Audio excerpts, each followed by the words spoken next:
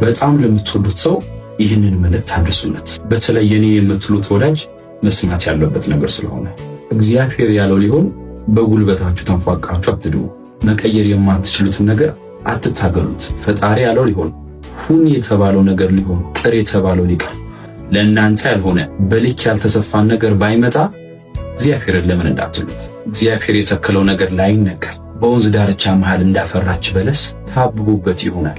ከጤና በላይ ምን ምስጋና አለ? መሳቅ እኮ ግዴታ አይደለም። አለማልቀስም ተስፋ ነው። መደሰት ግዴታ አይደለም። አለመከፋትም ተስፋ ነው። ተስፋ ግን እግዚአብሔር ነው። እግዚአብሔርን ከያዛችሁ ሮጣችሁ ለማልቀስ የእግዚአብሔር ትከሻ ምርጫችሁ ከሆነ ለማውራት ለመናገር እግዚአብሔርን ቀድማችሁ የምትደፍሩት ከሆነ አምልጣችሁ። እግዚአብሔር የታመነ ረዳት፣ በሁኔታዎች የማይቀየር በነገሮች የማይለካ አባትም አይደለም እናትም ነው። እናትም አይደለም የልብ ወዳጅ ሚስጥረኛ ነው። ማንም የለኝም እንዳትሉ። እግዚአብሔር ጎዶሎን መሙላት ያውቅበታል። እግዚአብሔር ሽንቁርን መድፈን ይችልበታል። የእግዚአብሔርን መልካምነት ለማወቅ ትላንትናችሁን ተመልከቱ።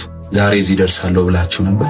ተመልከቱ የእግዚአብሔርን ሥራ ምን ያህል እንደመጣችሁ፣ ምን ያህል ሰባራ ብርጭቆ ረግጣችሁ እዚህ እንደደረሳችሁ ትላንትናችሁን ተመልከቱት። እግዚአብሔር ግን ይችላል።